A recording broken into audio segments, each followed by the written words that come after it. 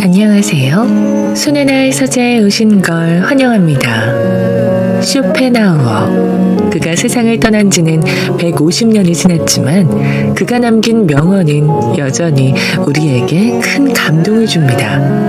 그의 철학은 단지 위로를 건네기 위한 것이 아니라 진짜 삶을 가감없이 이야기하기 때문이 아닌가 싶은데요. 세상은 고통으로 가득하며 행복은 그 불행을 얼마나 줄이느냐에 달려있다고 묵직한 독설과 직설적인 언어로 우리 삶을 돌아보게 만들죠.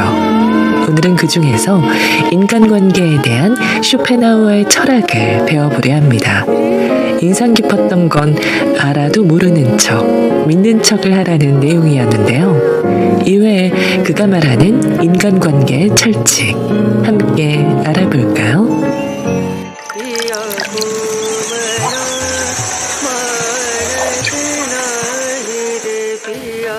상대의 말을 믿는 척해야 할 때와 믿지 않는 척해야 할 때, 누군가가 거짓말을 하고 있다는 의심이 들면 믿는 척하는 편이 좋다. 그러면 그는 더욱 대담해지고 거짓말이 점점 심해져 결국에는 들키고 말 것이다. 이와 반대로 상대가 숨기고 싶어하는 진실의 일부를 본인도 모르게 이야기를 했는데 그것을 우리가 알게 되었다면 그것을 믿지 않는 척해야 한다. 그러면 나의 반박에 자극을 받은 상대가 모든 진실을 하나하나 이야기하게 될 것이다. 각각의 사람을 대하는 절차를 기록하고 기억하라. 가능한 한 그 누구에게도 적의를 품지 않는 것이 좋다. 하지만 사람의 성격은 변하지 않는다는 사실을 명심하고 사람들의 특성을 잘 기억해야 한다. 사람의 나쁜 특성을 잊는 것은 힘들게 번 돈을 버리는 것과 같은 일이다. 적어도 우리와 관련해 사람들의 가치를 결정하고 그에 따라 그들에 대한 우리의 행동과 그러한 행동을 정하기 위해 각각의 사람을 대하는 절차를 기록하고 그것을 기억해야 한다. 이런 식으로 절차를 만들어 놓으면 어리석은 친밀감과 어리석은 우정으로부터 자신을 보호할 수 있다. 사랑하지 않는 것과 미워하지 않는 것에는 세상 모든 지혜의 절반이 담겨 있다. 또한 아무것도 말하지 않고 아무것도 믿지 말라는 것에 그 나머지 절반의 지혜가 포함되어 있다. 물론 이와 같은 규칙과 그에 따르는 규칙을 필요로 하는 세상에는 등을 돌리고 싶을 것이다. 행동 이외의 다른 방법으로 분노나 증오를 보이지 마라. 분노나 증오를 말이나 표정으로 표현하는 것은 쓸모없고 위험하고 현명하지 못하며 우스꽝스럽고 비열하고 천박한 일이다. 그러므로 행동 이외의 다른 방법으로 분노나 증오를 보여서는 안 된다.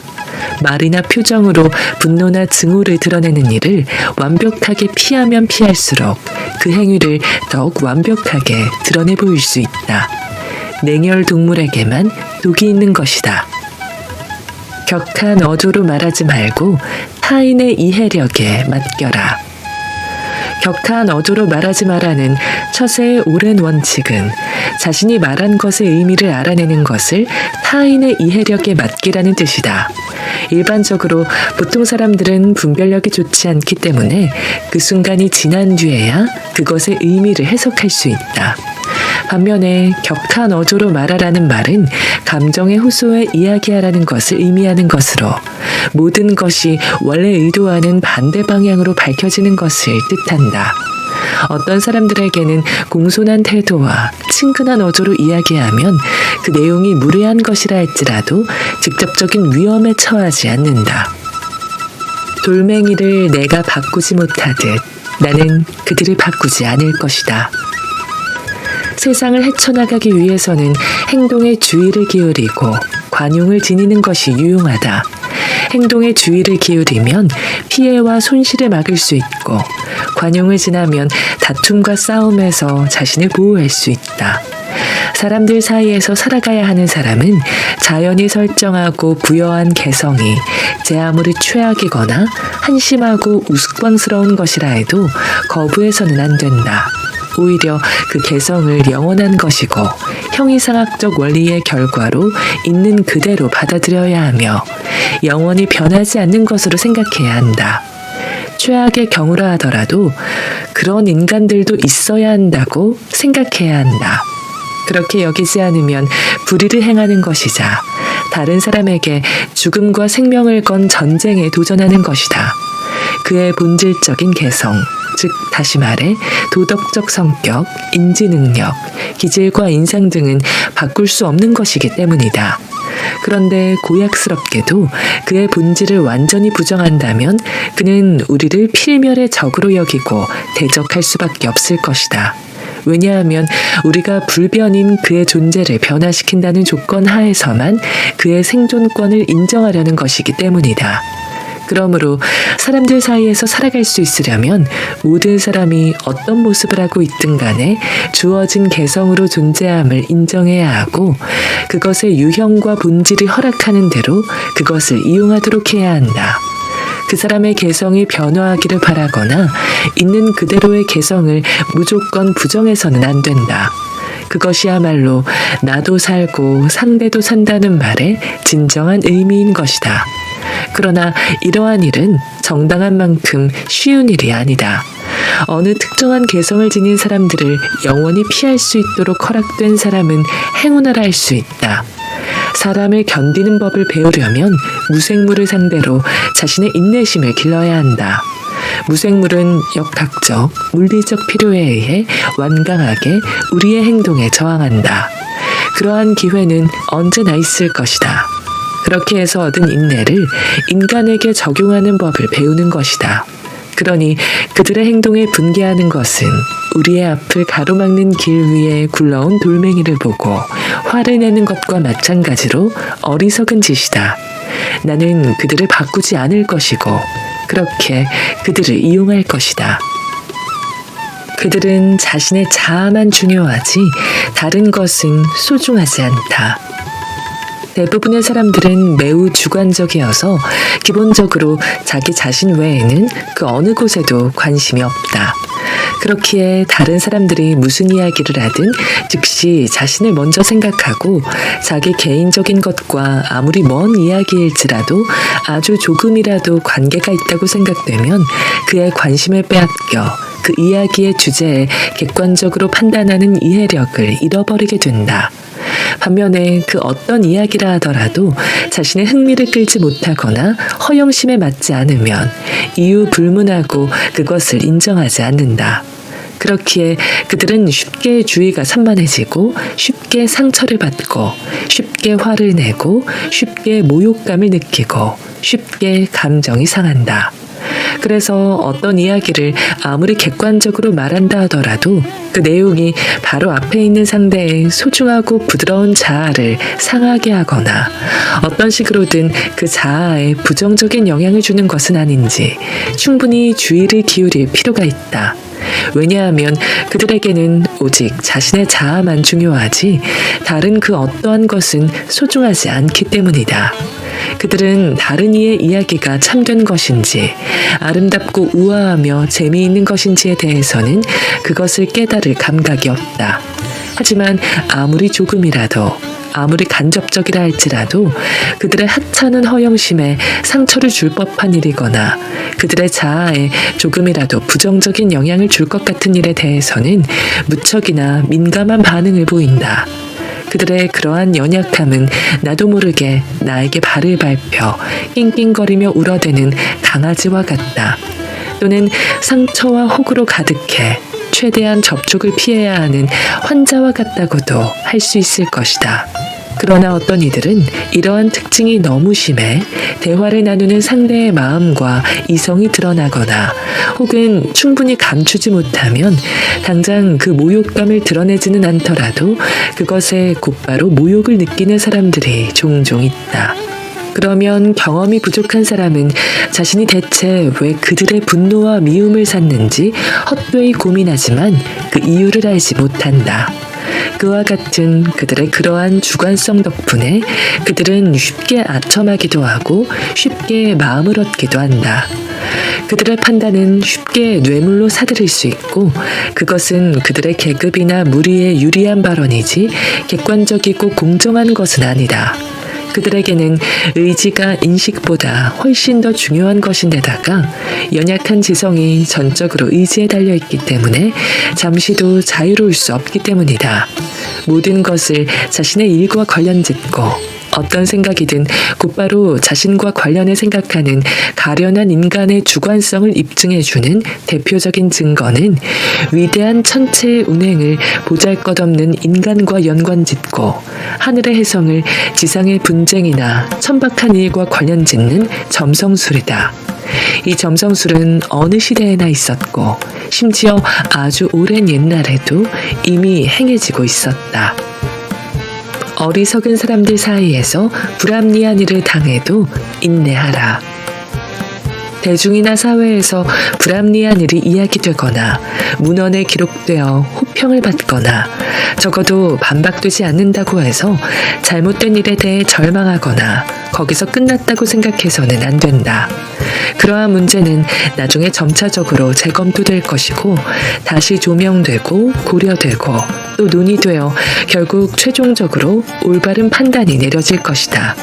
그렇기에 그 문제가 어려운 정도만큼 필요한 시간이 지나면 뛰어난 사람이 본 즉시 이해한 것을 그 시간이 지나고 나면 거의 대부분의 사람 역시 이해할 수 있게 될 것이라고 스스로 위로해야 한다. 그동안은 물론 인내심을 가져야 한다.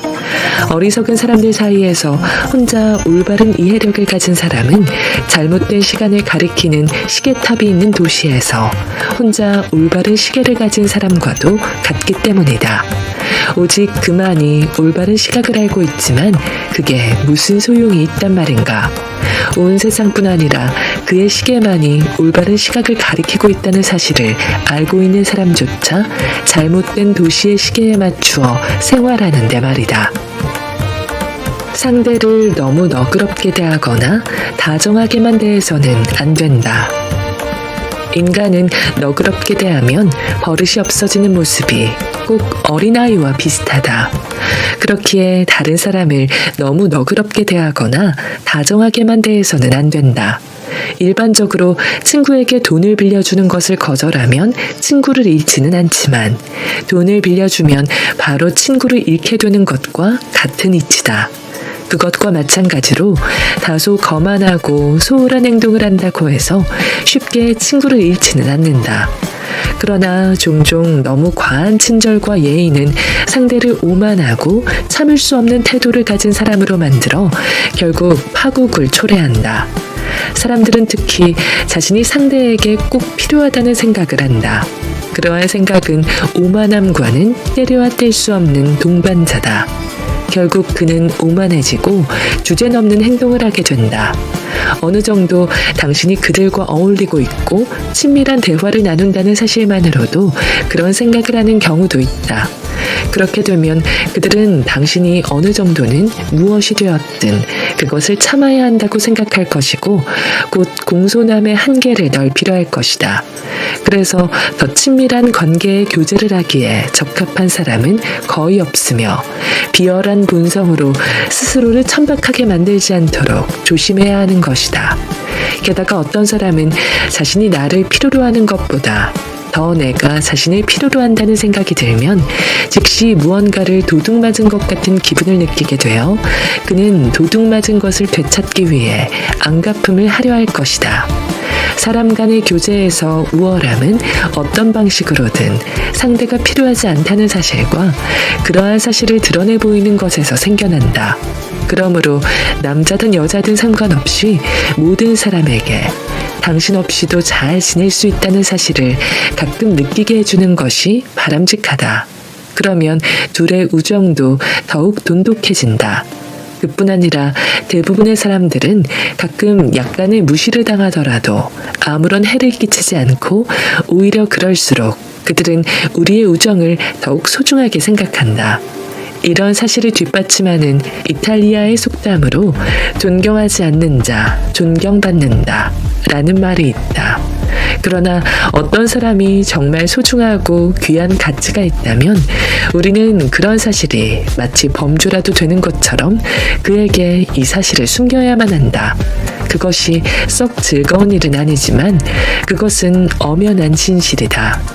개도 너무 큰 친절만 베풀면 얌전해지지 않는데 하물며 사람은 말할 것도 없다.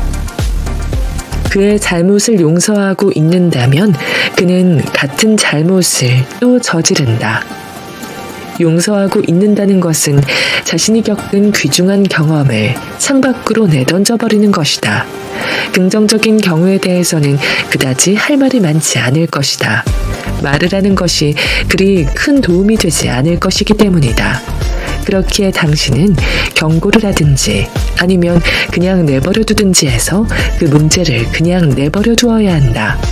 반면 부정적인 경우에는 즉시 그 친구와 영원히 헤어져야만 하고 그가 하인이라면 바로 내쫓아야 한다.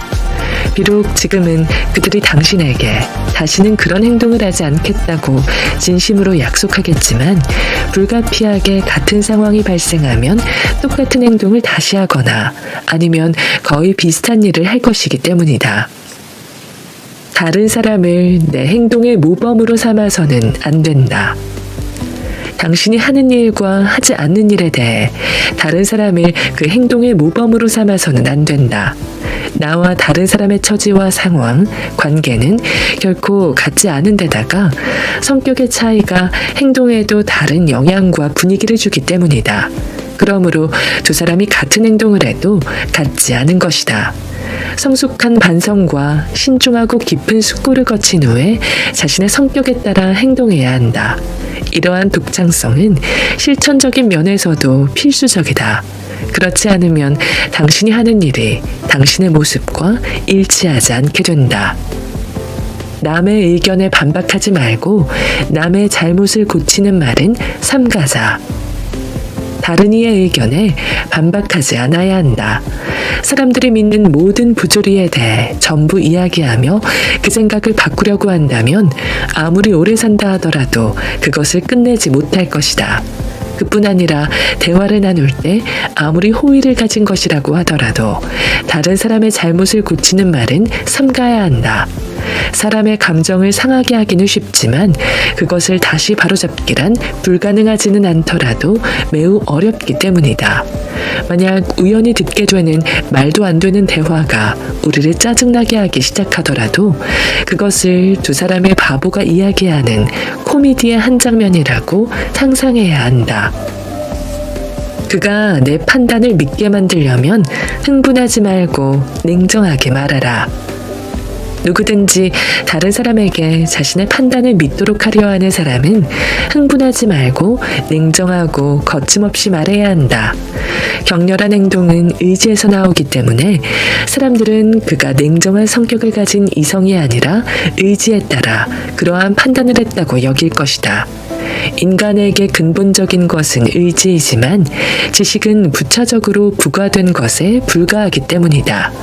그렇기에 열정적인 모습은 의지의 흥분이 단순히 판단에서 나온 것이기보다는 오히려 판단이 흥분한 의지에서 생긴 것이라고 믿을 가능성이 더 크다. 너무나 적절한 이유가 있더라도 자화자찬에 빠져서는 안 된다. 당신이 그렇게 할 수밖에 없는 너무나 적절하고 좋은 이유가 있다 하더라도 자화자찬에 빠져서는 안 된다. 허영심은 너무나 흔히 볼 수 있지만 공덕은 흔히 접할 수 없기 때문이다. 단지 간접적으로라도 우리 자신을 칭찬하는 듯한 모습을 보이면 사람들은 모두 사물의 부조리를 통찰하는 이성과 인식이 결여된 허영심 때문이라고 확신할 것이다. 그러나 프랜시스 베이컨은 항상 무언가 뒷맛을 남기는 것은 비방뿐만 아니라 자화자찬에도 적용된다 라는 말을 남겼다. 이것은 적당한 자화자찬은 권할 수 있다는 뜻이며 어느 정도는 옳은 말이다. 타인의 견해 그 자체는 행복에 그다지 중요하지 않다. 우리는 원체 본성이 너무나도 약해서 다른 사람들이 우리 존재를 어떻게 생각하는지에 대해 너무 많이 신경 쓰는 경향이 있다. 그런데도 아주 조금만 생각해보면 타인의 견해 그 자체가 우리의 행복에는 그다지 중요하지 않다는 사실을 알 수 있다. 그렇기에 다른 사람들이 우호적인 평가를 하는 것을 알아차리고 나름의 허영심이 어느 정도 채워지는 것을 내심 기뻐하는 것을 나는 이해하기 어렵다.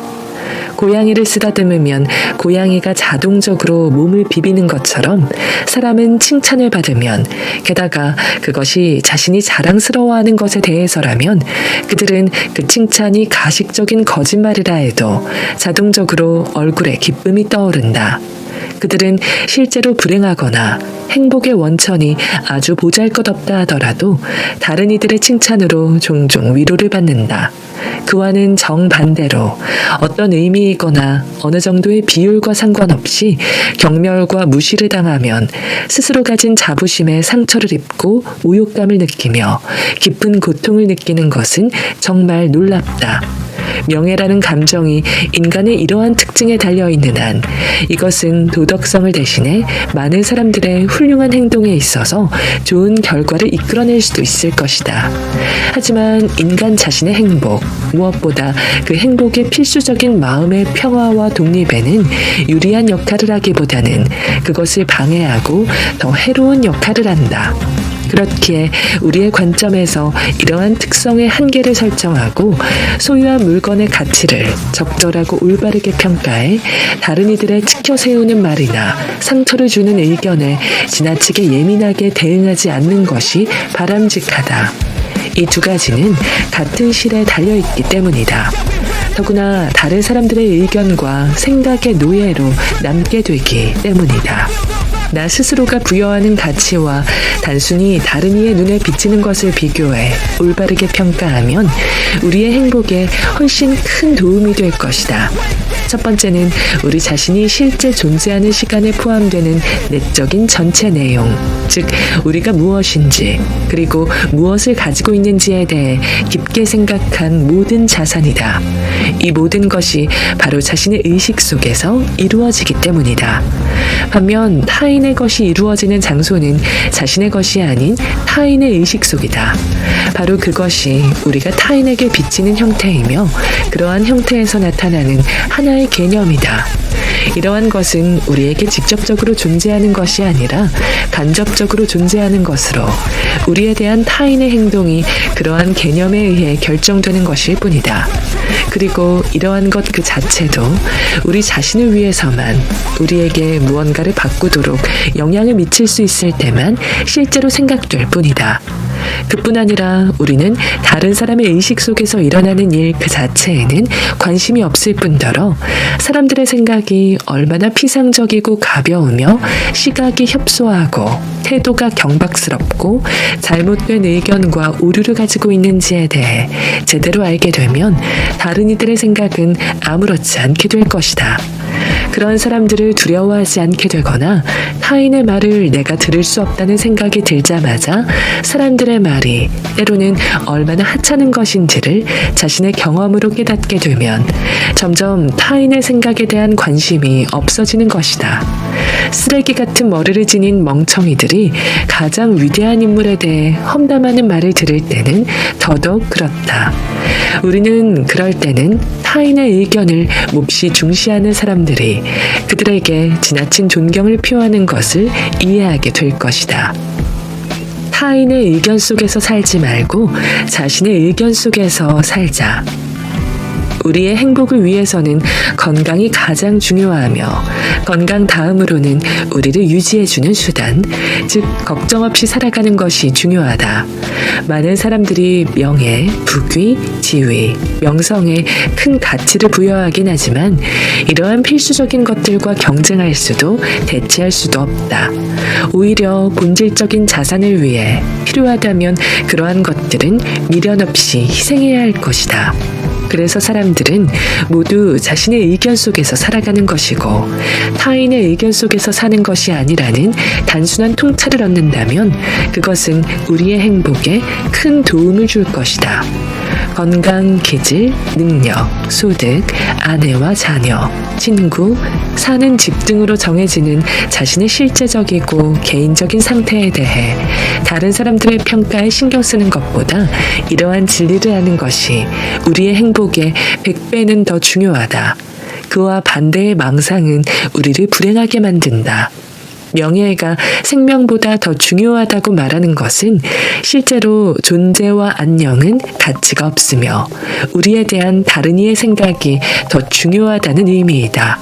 이것은 사회적 지위를 얻기 위해서는 명예, 즉 우리에 대한 타인의 생각이 종종 반드시 필요하다는 단순한 진실이 근거로 삼는 과장된 말로 단주될 수 있다. 남들이 뭐라고 하는지 신경 쓰면 결코 행복할 수 없다. 사람들이 수천 가지의 위험을 감수하고 수고를 감수하면서도 평생 쉴 새 없이 노력하며 지치지 않고 노력하는 거의 모든 것의 궁극적인 목적은 거의 대부분 다른 사람들의 의견에 따라 자신의 지위를 높이기 위해서다. 사회적 지위, 관직, 부는 물론 심지어 학문과 예술까지도 타인에게서 더 큰 존경을 받는 것이 근본적이고 주요한 목적이자 최종 목표라는 점은 불행하게도 인간이 얼마나 어리석은지를 증명하는 것일 뿐이다. 다른 사람들의 의견에 너무 큰 가치를 두는 것은 일반적인 착각일 뿐이다. 이러한 것은 우리의 본성에 그 뿌리를 내리고 있거나 사회와 문명으로 인해 생겨난 것일지 모른다. 어찌되었든 그러한 착각은 우리의 행동 전체에 지나친 영향을 미치고 우리의 행복에 적대적인 영향을 주며 남들이 뭐라고 할 것인가 신경 쓰는 노예가 되어 불안에 떨게 한다. 심지어 비르기니우스처럼 단검을 딸의 심장에 박아넣기도 하며 사후의 명성과 안식, 부, 건강을 위해 자신의 목숨을 희생하도록 사람을 유혹한다. 이러한 망상은 확실히 사람들을 지배하거나 지시해야 하는 사람들에게는 편리한 도구를 제공한다. 다른 사람의 의견에 너무 많은 가치를 부여하지 말자. 어떠한 종류가 되었든 명예를 소중하게 여기고 단련하는 훈련이 인간을 교육하는 것 중 가장 중요한 자리를 차지한다. 그러나 여기서 우리가 말하려는 주제인 인간 자신의 행복과 관련해 보면 이러한 문제는 상당히 다른 것이며 오히려 다른 사람의 의견에 너무 많은 가치를 부여하지 말라고 경고한다. 일상적 경험에 의하면 대부분의 사람들은 자신에 대한 타인의 견해에 가장 높은 가치를 두고 자신의 의식보다 타인의 생각에 더욱더 집중한다. 그렇기에 자연 질서를 거꾸로 뒤집어 다른 이의 의견을 자신의 존재에 실제하는 것처럼 보는 반면 자신에게 실제하는 것을 단순히 이상적인 것처럼 여기는 경향이 있다.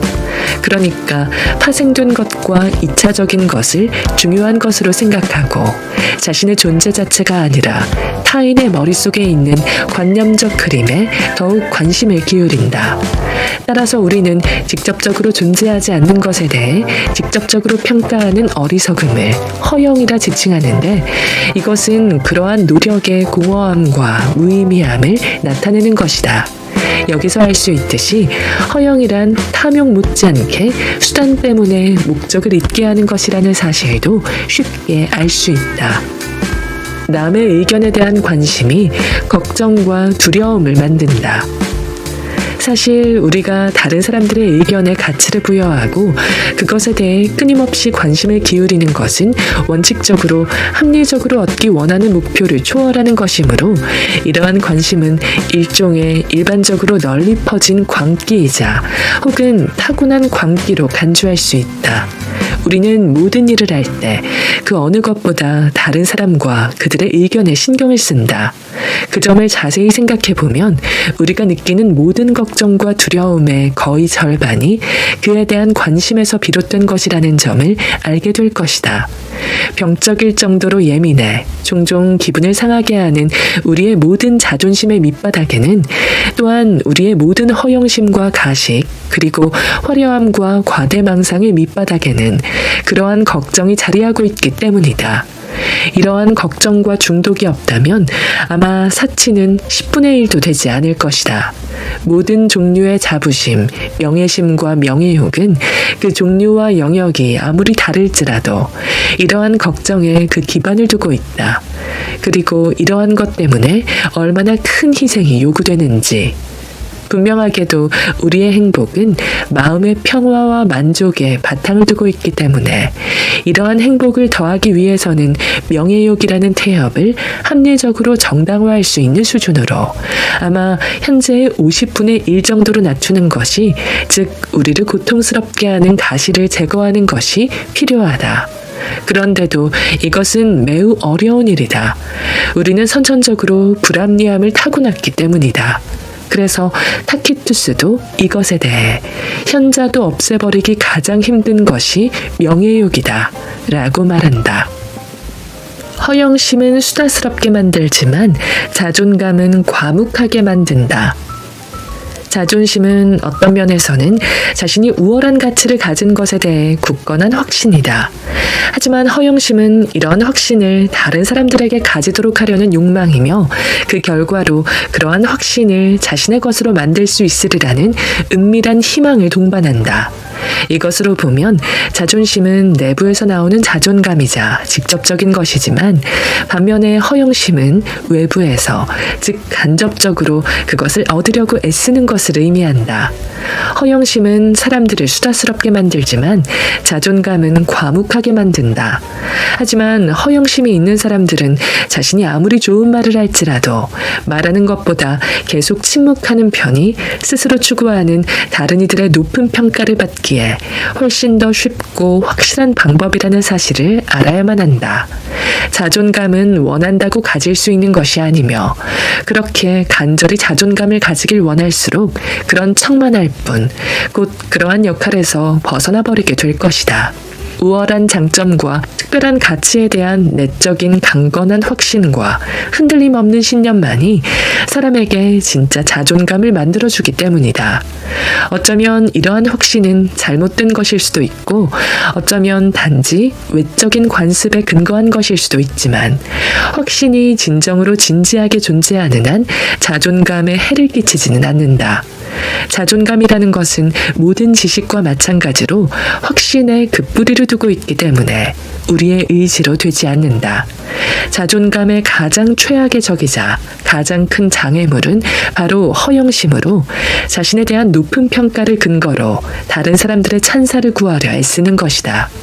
다른 이들의 찬사를 토대로 자기 자신을 높게 평가하려 하기 때문이다. 오늘 저와 함께한 시간 어떠셨나요? 편안한 시간이 되었길 바라며 또 들러주시길 기다리겠습니다.